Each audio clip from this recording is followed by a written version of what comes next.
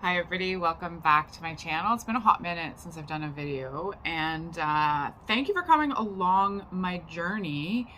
I am going to talk today about the things that have held me back energetically, because I was looking outside myself and I was attaching to things and they were siphoning my energy. We all kind of know that Buddha talks about attachment is the cause of suffering, and at this point in my life I am starting to actually feel it on the inner and understand it in an embodied way. So I'm gonna just start at a focal point, which was Sunday afternoon when I was at my parents' house and I met up with an ex-boyfriend. There is so much to the spiritual journey that is so mysterious. I feel like every day that we get up, we get little downloads of wisdom that move us along. I don't know what mysterious force causes lessons to lock in and behaviors to change and mindsets to change and thoughts to change.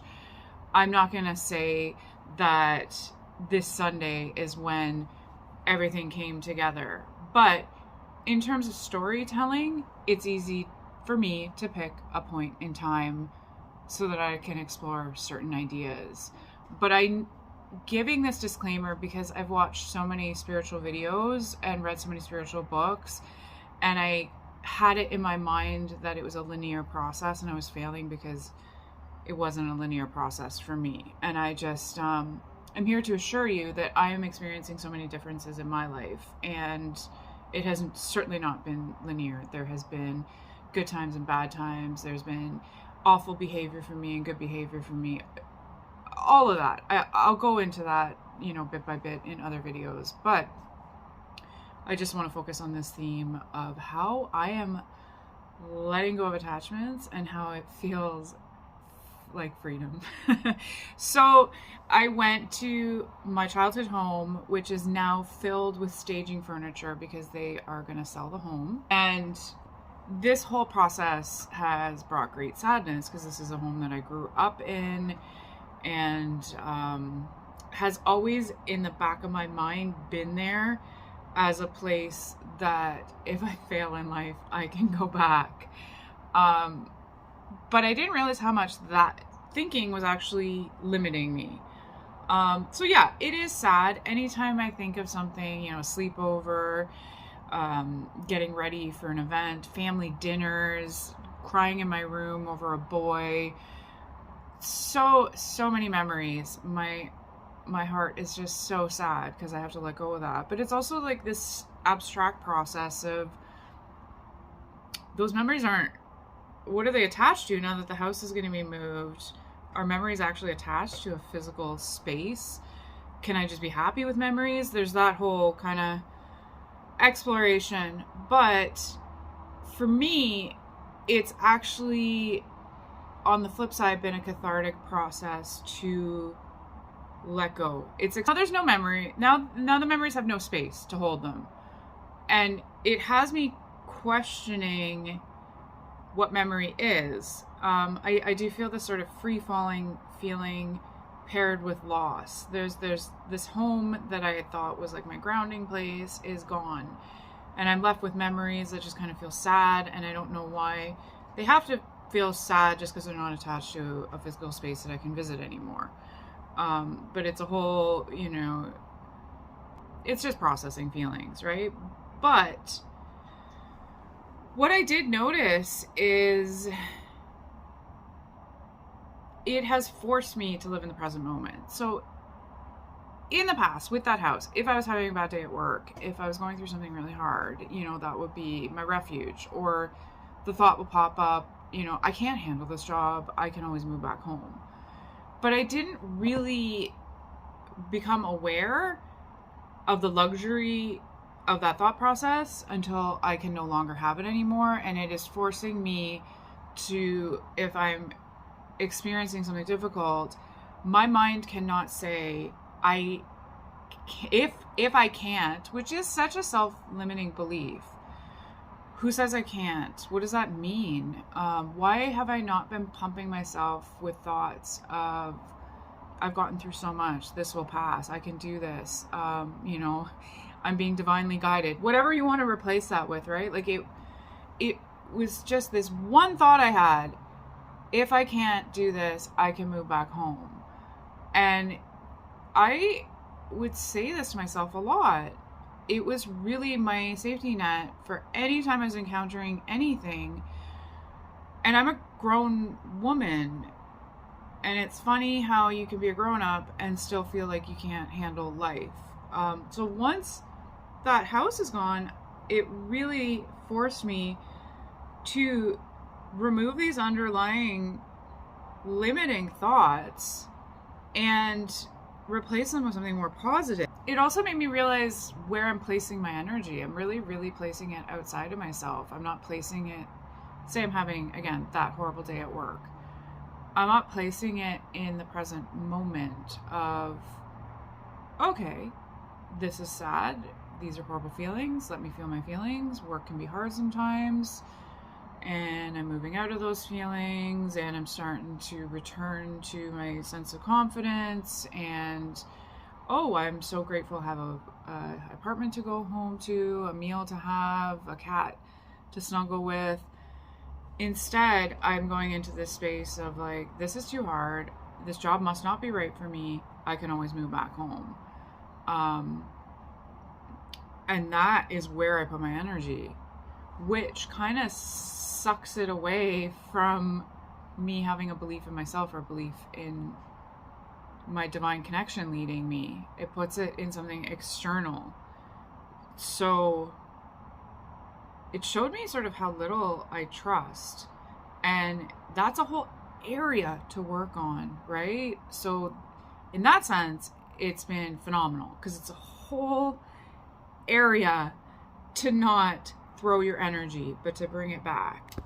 So also that day, I'm in the house with the staging furniture, and I had planned to meet an ex, and whatever, somebody in my past, another person that I have been putting external energy into. So I'm waiting for him, and my emotions are high because I have not seen this person in at least a decade, and I haven't really actually like hung out or interacted with them in almost 2 decades. But they have occupied a space in my mind that is an external attachment. So I have my parents' home, which is an external attachment. And I should also say I had identities that were external attachments. Over the course of a year, I had been rejected for jobs by places that had previously employed me, or I had, put money in to get an education, and it was part of my identity, and I got rejected by all those. I also had planned a trip to India to study Kundalini Yoga, and I didn't get my visa in time, and that was also another external distraction because the months leading up to India, I was like, I can handle this because I'm going to India. So I think there's been, throughout my life, there's been so many external things that I put my energy into. So it's been a journey over the last year, getting rejected by things that were so ingrained in my identity. I'm going to kind of breeze over that. I'm sorry, because it's external things. It's so many external things, and I could spend hours talking about each of them. But this guy had been an external attachment in my mind because, like, I don't know, call what you will when you have like a severe, like, romantic attachment to somebody. Like, I'm talking like I had Wuthering Heights, Jane Eyre feelings for him, because when I was younger, I would read books like that and I thought they were romantic, and it's funny to reread them as I'm older because they're not romantic at all. They're insane, but I have that proclivity towards high romance, and it could be limerence, a trauma response, whatever it is. I'm not going to feel shame about it anymore because it is what it is, and it's something that I'm curious about to explore. But I certainly had like Heathcliff and Catherine feelings for this person. And hey, who's to say it isn't something kind of karmic? Regardless of how I look at it, there's something to learn there. But I found it was a person I held on to because I really, really cherished the memories. I really thought that they would be somebody who was like a marriage potential. I don't know. It sounds crazy. I can hear myself talking, and I'm just going to wrap up that portion. But regardless to say, for whatever reason, I could never get over him. And when I would date somebody, I would kind of like hold them up to like his image, and like I just would feel this like sadness inside, like, but they're not like him, you know, like it's and then I started to have limiting beliefs around that in a way, like, oh, I'll never find somebody like that. Even if I do, they're going to reject me, because it was a bit of a mind game to, you know, really meet somebody who, I mean, every woman's gone through this. I know this sounds so cliche. You meet somebody and you have this intense like time together and intense commonalities, and you think that like the light they're shining on you feels so lasting and so special and so unique, but it's not, because they pick somebody else, right? And now these days, what I find romantic is somebody who picks you and you build a life together. But anyways, so it was just very surreal being in my parents' house and then hearing bing bong. I have not heard that doorbell in decades, knowing that awaiting me on the other side is a boy. I mean, I have to say that is a thrilling feeling of like, a boy is like getting out of his car and ringing your doorbell and visiting you, and you open the door. It's just like, it's something that I have not experienced for so long. It was kind of fun at your parents' house. There's just a certain vibe there. I mean, I don't need to go into detail of the hangout. The hangout was fine. That in itself, you know, there's a lot to unpack there, but that's kind of like my own private unpacking. But what I really did notice is that it shifts your perspective when you have an image of somebody in your mind for so long and then you are physically with them again. Like, I have spent my entire life with this man in the 5D reality, and it is very interesting to see the person in front of you, because you've created something. And again, this might be my coping mechanism. The house, for me, was a symbol of safety. This man was like sort of a symbol of safety as well, because it kind of, in a way, hindered me from completely opening up my heart to other possibilities. Like, it's I don't know, there's something safe about attachment, right? Like, and fixating on something. There's something like anchoring and secure about it. But that Sunday, I really realized that it's a false sense of security. It's an ego sense of security. It's the ego kind of being scared, so it is attaching to things. And there is it is the ego attaching to things. And what I learned was that I can attach to the divine source, and I can let my energy flow through. And that is actually a safer feeling than all these ego-based external attachments I had. So anyways, it was very surreal to have this man back in front of me, be back in his energy, because it's also the type of energy that just bathes, like, it's everywhere. It's bringing up all my stuff. It's bringing up good things. It's bringing up my sense of feeling lovable and seen, but it's also bringing up insecurities I have. Not that he's intentionally doing that. It's just very fascinating how some people have that energetic effect on you. So I spent that day just swimming in the past, in my parents' home, in this guy's energy. And I met him when I was in university. And university was like any sad adult, university was my favorite time ever in my life, because I was free to spend all day writing and exploring ideas and hanging out with like-minded individuals, and I could eat anything I want because my metabolism was amazing, and I didn't have to worry about adult things. So the memories of him are also heightened because that time in my life was so special, and it was so special for me to share it with somebody else who loves reading as much as I do. He ended up becoming a professor, actually, and it just is surreal to think of that too, because it's like, you know, you're talking about professors one day with somebody, and then they become a professor, and they sort of like recreate the cycle, because there's probably a girl in their class that's talking to her university boyfriend who's going to become a professor, and it's just, you know, the old romantic academic cycle. And thinking my professors were so old too, because he, at the time he was teaching, he would have been older than, or the same age as a lot of my professors that I thought were like ancient. So it's just kind of fun to think about those things. Anyways, I really like going on tangents. I must not have many people to talk to. So yeah, shifting perspectives, and I'm not, again, slagging anybody, because his energy is absolutely incredible. It's more phenomenal than I remember, or just as. But at the same time, I'm not a child anymore. What is romantic is the people that stay in your life. What is my value system is the people that are there for you, that stuck through it, and it kind of gives me motivation to, you know, really stick with my, you know, it gives me motivation to stick with my friends even more, because it really reaffirmed my values of the people I do get along with, and the people that stayed around and whatnot. So while it's amazing to see somebody again and to be back in 2001, it is also something to let go of, or at least reconfigure into something new.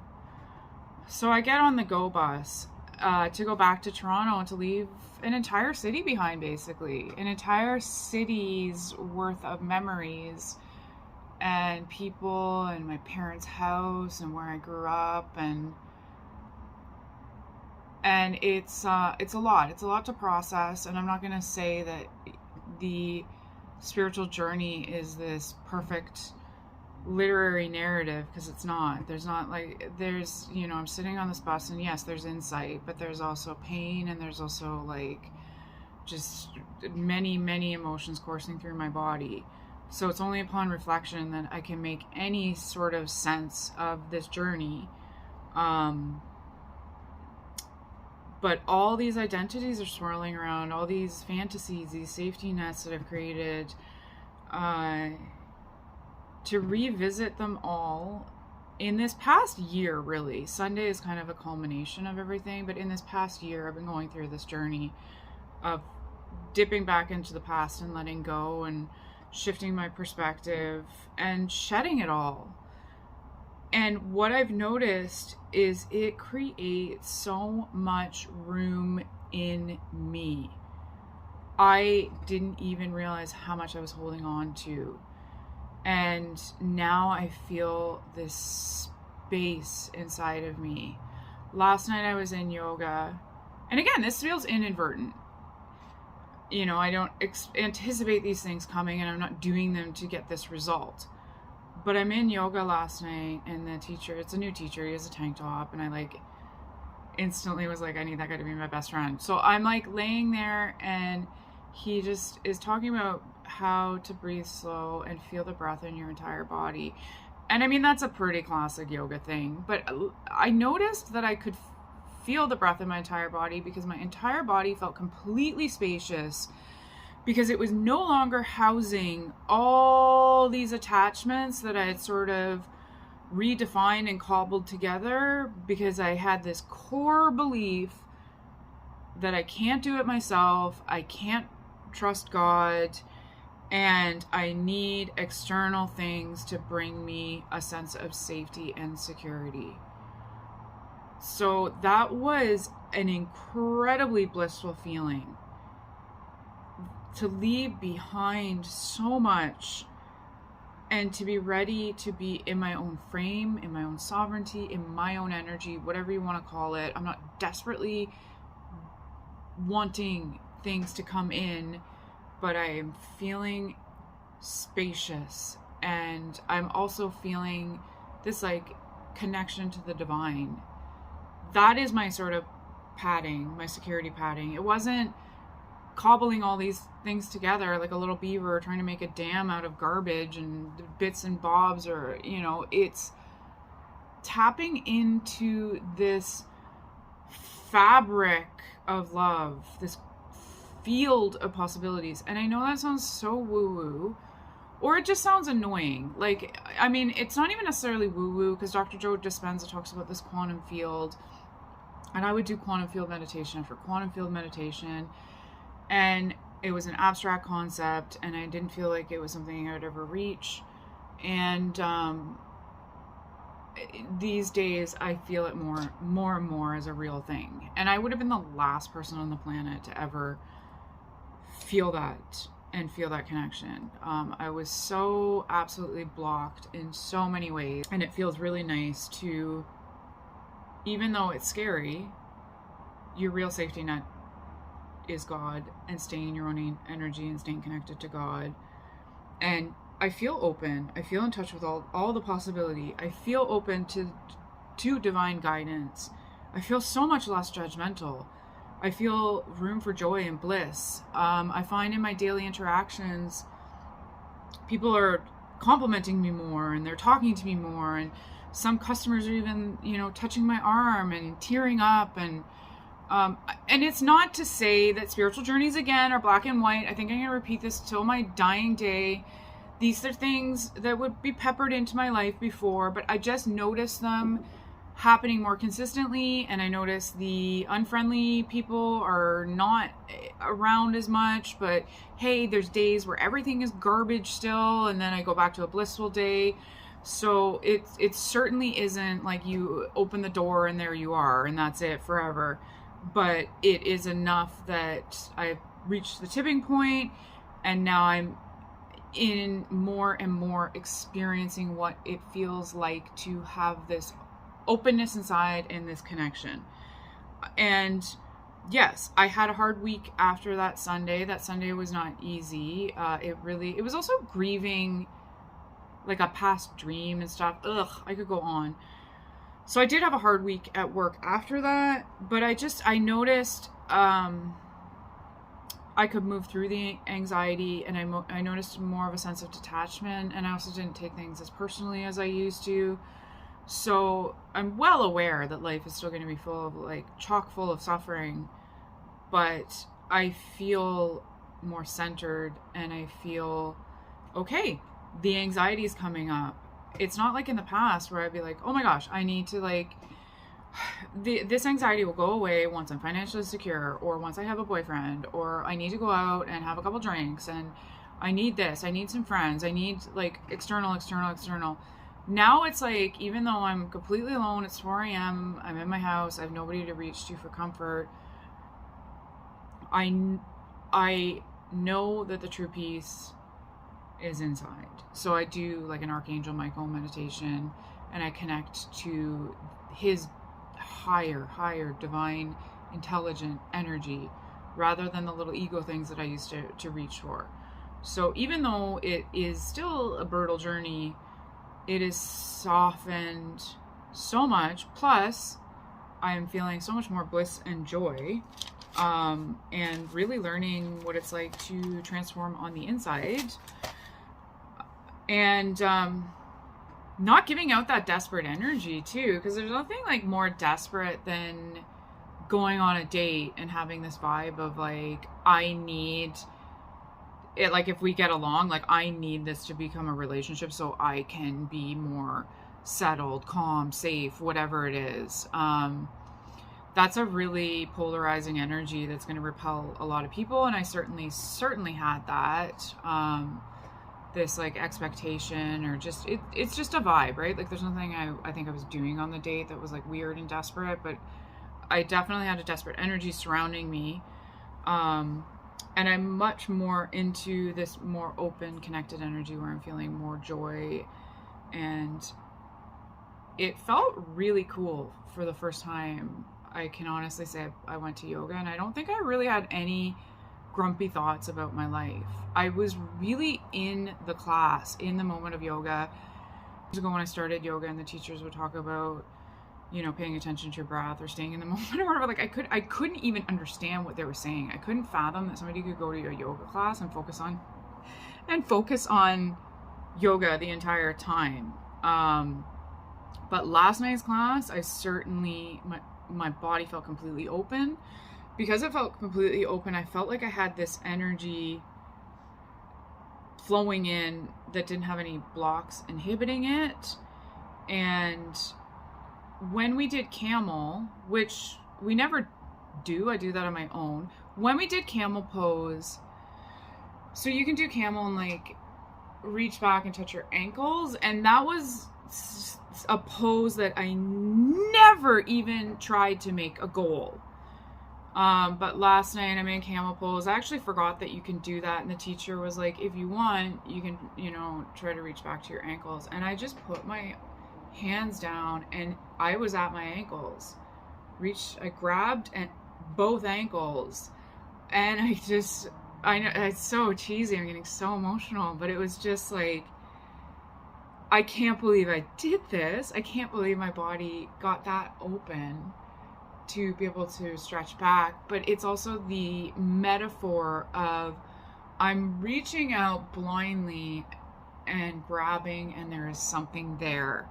And the pose just really makes you this connected link too. So it just energetically, it just felt like this energy was moving around me in a circle. It not bragging at all, it just was such a meaningful moment to me, and symbolically it was like, you can, when you're open, when you let go, when you surrender, you do have this ability to reach back, and there's something there to catch you.